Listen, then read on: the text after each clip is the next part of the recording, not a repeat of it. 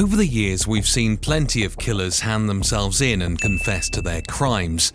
We've seen others attempt to run away, and in some cases, there's some killers out there who have never been caught to this day. But what happens when the killer is the one to phone 911 to report the death of a body that they were responsible for? This is the case of Brad McGarry, who sadly suffered at the hands of his best friend, David Kinney. In May 2017, 43-year-old Brad McGarry was found shot dead with 2 gunshot wounds to the back of his head in his basement of his own home in Bel Air, Ohio. An hour or so later, David Kinney and his wife and daughter arrived at his house to drop off some weed killer, only to notice nobody was home. That's when David's wife asked him to grab his gun, whilst her and their 13-year-old daughter explored the main floor of the house. Then, when they walked downstairs, they stumbled across Brad's dead body in the basement. Of course, they were shocked by the sudden death of a close family friend and decided to call 911. 911, where is your emergency? Hi, listen, stay there. Where are you at? No, what? Wagner? Okay, what's going on? I don't even know. You don't know what's going on? Is he breathing? Oh my God. My husband is dead. Okay, is that your husband? My husband's freaking out, yes. And Okay. my friend. My daughter. Elizabeth, get outside. Ma'am. He's on the floor. There's blood everywhere. Oh my God, he has a gunshot wound in the back of his head. He's in the throat. What is your name? My name is Sherry Kinney. Sherry. You don't see a gun? No, I don't see a gun. Okay. Listen, I need you and your husband to back out of the residence and wait outside for the officers. Do you hear me? All right. Police were quick on the scene to find David in tears over the discovery of his dead best friend. Here's what happened. I can't believe that. How long you guys been together? 8, 9 years. Oh, yeah. My kids call him Uncle. He's supposed to go to the Bahamas with us in August. I'm trying not to freak out. I'm sorry. I can't not see that. I'm not supposed to see that, man. After the police entered the home, they found Brad's body surrounded by a pool of blood. Everyone's initial thoughts was that this must have been a suicide case, but there was no gun around Brad's body. And, considering the gunshot wounds were in the back of Brad's head, it was clear that this was no suicide but a murder. Brad McGarry was an openly gay man in a neighborhood which often faced issues with homophobia. Friends and family of Brad McGarry said he was publicly teased and humiliated for his sexuality by people, which then led police to consider that this death possibly to be a hate crime. Whilst the police searched the house, they found everywhere messy, with drawers pulled out and items everywhere, as if someone had robbed the home of Brad. But none of his expensive belongings had been taken. There was phones, TVs and money lying around, which none of it was taken. This led police to believe that it was a staged robbery, as well as potentially a staged suicide, which directs the question to who might have done this and why. David and his family mention that he had an ex-partner called Scotty, who could have been responsible for this. Who was the guy? You was in with the guy? Yes, sir. Yeah. Okay, who was the guy? Scott Scotty. something. Oh man. Very bad blood there, poor little kid. I think just a regular relationship breaker. But when police looked into it, Scotty had been in jail for at least 3 months, proving that it was impossible for it to be him. So, the police decided to look elsewhere and started interviewing friends and family, as well as asking around the neighborhood for any ideas to what could have happened. The police didn't have any leads until Brad's cousin mentioned this to one of the detectives. Sunday, we went to Grammy's. We were sitting around the table, it was just me and Brad, and he made a comment how this DJ guy, he was coming over. Brad's intent was it was romantic. He made a joke about taking a nap, and it wasn't taking a nap. He was insinuating that they were having sex. It was like quotation marks. This was Sunday. This was The Sunday. day he was killed. Yes, What time did he leave? between 1:30 and 2. Really? Yes, he was That's supposed the to, first I heard of that. he was dropping all the tuxes off. I also know that he was married, they've been Who married. told you that? Brad did. Brad told you? Yeah, she being the wife didn't know all this time. They've been doing this for years. From what I understand, the two of them, Brad, and I guess they call him DJ or David Kinney. Really? Yes, it's the only I guy. knew that. Because it's the only guy he's ever told me about. It's the guy. That's him. The guy. That's him. At a family gathering on May 7th, Brad McGarry received a text message on their mobile phone. This prompted Brad to abruptly leave, displaying a mood described as ecstatic. Before leaving, Brad mentioned to their cousin his plans to go meet with David Kinney at home. During this conversation, Brad winked, insinuating to their cousin that his plan with David was indeed sexual. This leads the detectives towards looking into David Kinney. David himself mentioned that he had images on his phone that could potentially help the police. The police kindly accepted his offer, to where they found multiple evidence of David and Brad being more than just friends and were actually in a sexual relationship. They were also able to trace the GPS of his phone at the time of the murder, which showed his location to be at none other than Brad McGarry's house. Police continued to ask around for any evidence they could, to which they found out one of the neighbors had a camera facing the street, which showed David's car heading towards and from Brad's 1 hour before the discovery of the body. This led detectives to bring in David for questioning. This is what happened. You guys are pretty close, weren't you? Yes, sir.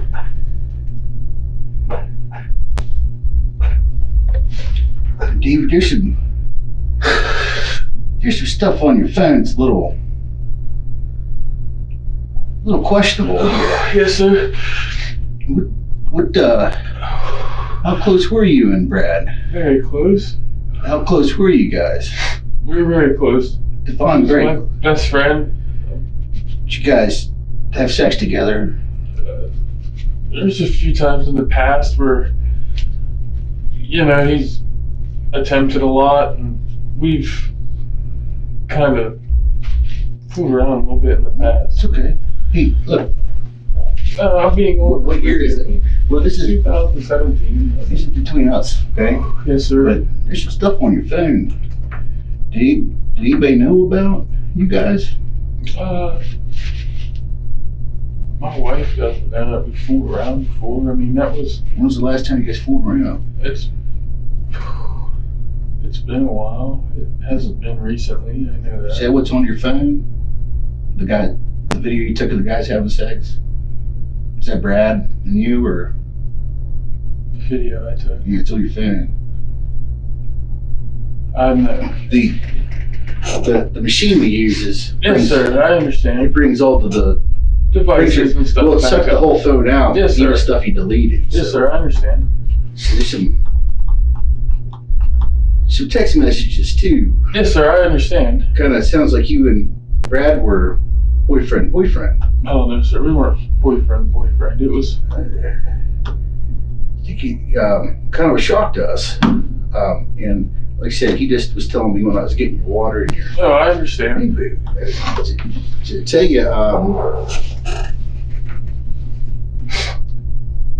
Bud, when's the last time you had sex with him? We never had sex. We would just fool around with each other. It's nothing to be ashamed about. Are you ashamed about it? No, sir, But what? my wife doesn't know. What does it now? No, sir. Was Brad in love with you, Dave?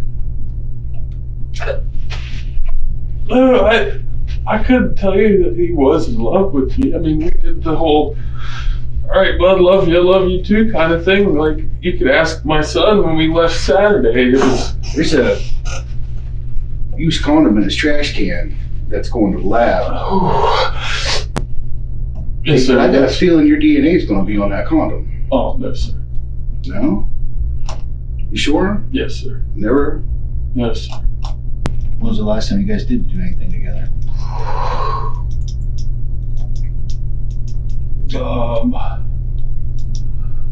It's been a little while.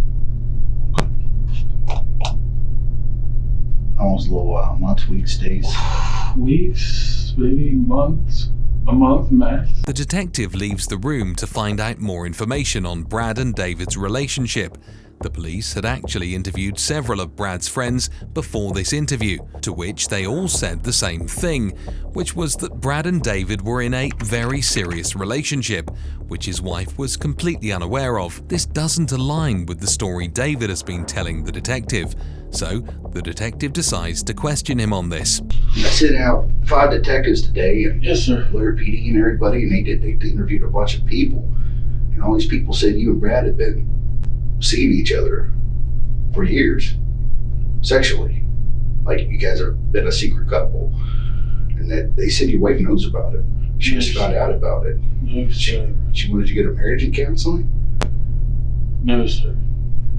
David, You do it, sir. Honestly, sir, you could ask my wife. well, this is, I gotta ask you, there's another big problem.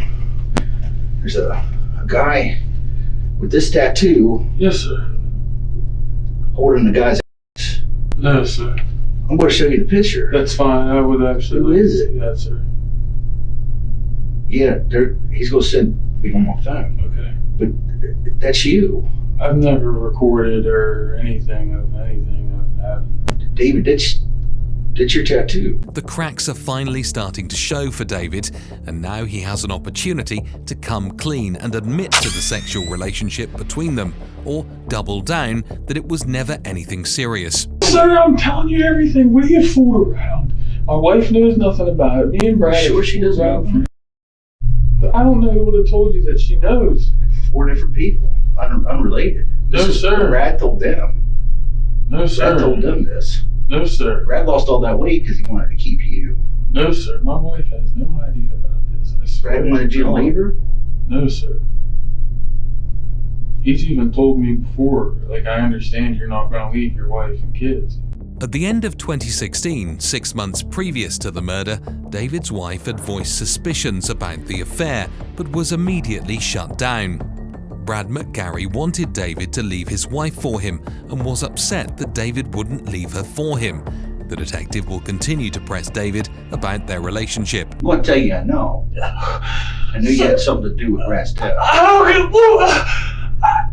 What else could it be? Oh my It's gonna God! take all this Oh my stuff on God! your phone. Yes, sir. I understand how David. this looks. I've known the man 8 years. Right now, they're GPS in your whole day. I've You wanna known the man 8 years. how long you were at that house. I'm going to tell you right now, this is your chance to get in front of this. Yes, You're sir. not the type of guy that would do something like that. No, sir. I would not kill him. There's got to be something to it. I- There's got to be a reason. Oh my God! I would David. not do this. I would not do this. David, you're a father. Yes, sir. You're a husband. Yes, sir. You could get in front of this and tell me what the hell happened before I got to put it together. Oh my God! We got it all. It's all on the phone. I know, sir. It's all on David's phone. It's you all. mean me. Well, we ain't got into that one yet, but it's coming. Everything's going to be in his phone. Yes, sir. I know. All the pictures he sent you, all the things he said to you. Yes, sir. We got some of it on your phone. Yes, too. sir. I know. It's not going to paint a good picture. It's going to put you guys together as being together. Yes, sir. And you were at his house Yes, at the sir. time of the murder. You were there. Oh God. We know exactly when he was killed.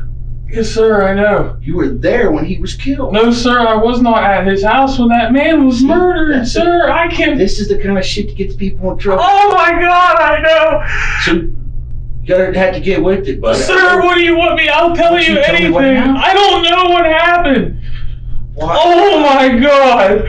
What aren't you telling? Well, there's nothing I'm not telling you. I did not kill Brad. I did not kill Brad. Did your wife kill Brad? Oh my God, no. Dude, what the hell's going on? Oh!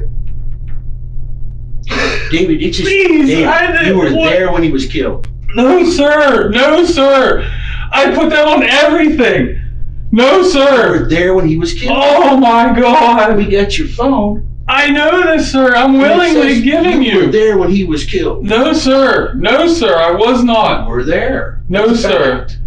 Why was your phone out? Oh my God, sir, I was not there whenever Brad was killed. I swear to you, I was not there when Brad was killed. He stopped by his house, but he didn't go in as he wasn't home. So why only 30 minutes later did he drive back to Brad's to drop off Weed Killer if he knew Brad wasn't going to be home? The detective notices this inconsistency in his story and questions him on it. Why, if you know Brad's at his mom's house at 1:30, Yes, sir, I understand. why are you going to his house at 2 expecting him to be there?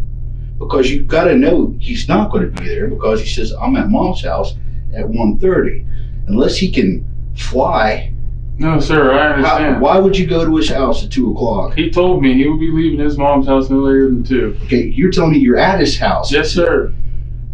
at 1:30. Sir, because I even put, it's texted to him. I stopped by to see if he was home yet. I know we talked. How the hell could he be home? He told me it takes him about a half hour, 45 minutes. He's going to eat at 1:30. So you had already left. You had already left Brilliant to be on your way to Belair and talk to him. Sir, I was in town when we were talking. In what town? I think I might have been in. Oh, you have to look at my phone, sir. You have it all. That's what I'm trying to get to you, David. Is we got your time frame that you gave us down here, and it's not matching reality whatsoever. It's totally blown out of the water, and that's what happens when you start remembering shit. When you come in here telling tales, you don't. Lies are hard to remember, and that's what you're doing now. You're stepping on your tongue because you're like, and you know what? You got your shovel out, okay? You got your shovel out, and every word coming out of your mouth right now, you're digging this hole. And man, I got nothing against you whatsoever. Matter of fact, I don't want to see you in this position. You love this guy. Yes, sir. My family, my kids. You love Brad. Yes, I'm going to tell you something. A guy like you, and you stop me if I'm wrong, if you didn't love Brad, you would have never fucked with him that way. Because every time you did, what did you risk? My marriage, And my kids, everything. are you the type of guy that does that lightly? Because I don't think so. David realizes he's being pushed into a corner and needs to do something to take the spotlight off him, as the detective currently sees him as the murderer. When Brad called me, he wanted me to meet up with him at his house before me and the wife and kids came out. Great. So I went to his house and I sat there and I waited on him and I waited on him. And he shows up. Okay. It's okay. Hey, look at me. David, look at me. It's okay. We'll do this together. Tell me what happened. He showed up. He had another guy with him. Okay. I don't know who he was. I don't know his name. Okay. I'm swearing on everything that's It's okay. holy right It's now. all right. What happened? He was, they get out of the car. I go walking over. Brad said, unload the back of his BMW. What was it? His suitcase. Okay. Brad grabbed his suitcase. Okay. The guy grabbed what I think was a black duffel bag and maybe something else out of it. Sure. Then what happened? This is the hard part, isn't it?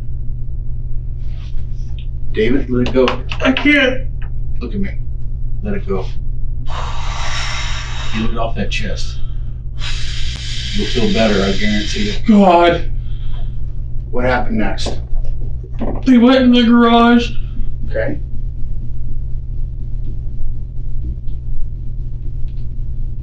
It's okay. David, hey, look at me. Look at me in the eye, bud. You can tell me what happened next. I was so fucking scared. What happened? You heard a gunshot? You heard a gunshot? Yes, sir. Then what happened? I went running back to my car, Uh-huh. and the guy came running out of the garage, Okay. and he got into Brad's BMW, Okay. And then I left. Oh. Okay. Okay. I'm so scared. It's okay.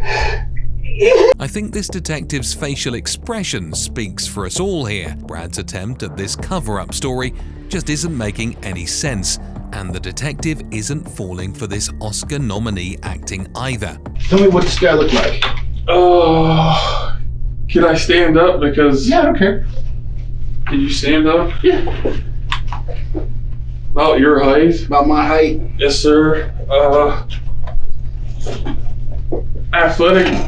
He had an athletic build, but he kind of looked a little dirty. At this point, you can tell David has ran out of his cover story and is just making it up as he goes along. Either that, or Brad was actually murdered by what David describes as a chimney sweeper. Sir, I'm telling you. Listen, this David, all went down and I freaked. David, listen. I did not kill David, Brad we're McGarry. You getting guys are there. gonna try to put this on me. I Well, know you are. Now we got a one-armed man that shows up that, Oh my God! David, the evidence It's clearly not shows me! that this guy wasn't there. There was. Where did he go? Did he fly? Why else? What else would I have? He got the shovel out. What? No, sir. I swear to God, sir. I swear to God. I'm keeping away from you because you're gonna get struck by lightning. Oh my God! This is all coming down on me now. Well, because you did it. Oh, sir, I did not kill my best friend. Hey, David, listen. Like I told you, I was all with you there for a while. Sir, I did not kill my best friend. You're kind of insulting me. I did not kill him. I Who swear to did? God, sir, I don't Is know. it your wife? No, sir. You sure? Yes, sir. I'm gonna have to go ask her. No, sir, that's fine. Me and Brad So were you- supposed to meet up before me and my wife got Why there. did you call the cops? Why did you do this elaborate story? Why did you put your own daughter in that basement with that body? You did that, Yes, sir. and you knew he was down there.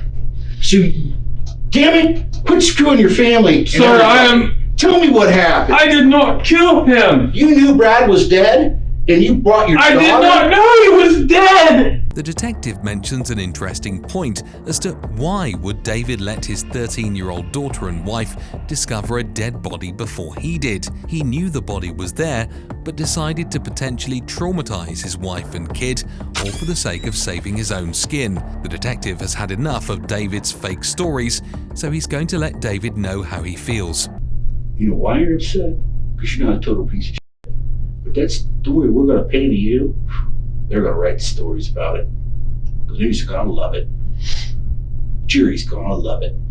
There is no way in hell anybody's ever going to buy this repeated story that you give us. I'm not buying it. But I'll tell you what, the difference between me and a lot of people is I'll look you in there and tell you I don't buy it. And I don't blame you, I understand. I'm not mad at you. A little mad about you bringing your daughter there because you exposed your daughter to some trauma that you caused. That was a move, okay? But I'm a dad and I f***ed up too. But I'm just telling you, I'll be honest with you, that was a move with the kid. Instead of just accepting defeat, David decides again to make up another story to see if he'll buy that one. Got real loud with me. Got kind of like up in my face. He had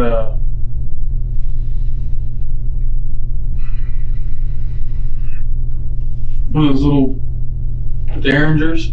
Okay. We sat there and argued and fought and fought. Okay. He kept yelling at me, "You need to leave your wife. You f***ed her over long enough. You know you love me. You need to leave your wife. You want to be with me." And I told him no. Okay. And he pulled that little derringer out. He's had it for a while. I got it off of some guy over in Wheeling or something like that a long time ago. What happened when he pulled a derringer out? I freaked out. It's okay. I freak out too. What happened next?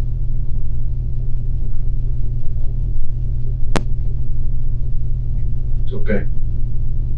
You come this far. Cross the line, man. It's time. I know, man. It's just scary because Look at me. Let it go. Tell me what happened next. he had it in his hand, just kind of like waving it at me. You know what I mean? Okay. Telling me, you know, you're up. I'm tired of you. I can't believe you my emotions this long just to call it quits. Okay. The normal girlfriend, boyfriend kind of thing you'd have, and just kept telling me, you know, I can't believe you do this to me. I can't believe you do this to me. And what happened? He kept waving it at me, so I grabbed it. Okay. What happened after you grabbed it? I pushed him. Okay. Then what happened? I shot him. Now the police has enough information to secure a conviction, they decided to let David confess this to his wife. What the hell is going on? I need to know that you have my back, and that everything I'm telling you is the truth from here, okay? And I love you and the kids. I went to Brad's house to meet up with him after the wedding. He was fighting with me because he had some money come up missing, and I didn't take no money off of Brad. I never stole money from Brad. He always gave me money. You've got to be Listen, just listen to me. I went to his house and I told him, I said, listen, from here on out, it's just friends, you and me. It can't be anything more else because Brad is, you know how Brad was with me. Okay? You've got to He be flipped out. me right now. Listen to me. Please just let me talk, Sherry. Will you please let me talk? That he slapped me around a little bit after I told him this was it. Okay? You are kidding. Listen. I'm gonna look at you. Sherry, he came at me with that gun, okay? He came at me with that gun because I told him he wanted me to leave you guys. I told him no, and he come at me with that gun. I defended myself. No. Sherry, I was scared. I didn't know what to do. I was scared. I didn't know what to do. I was scared, Sherry.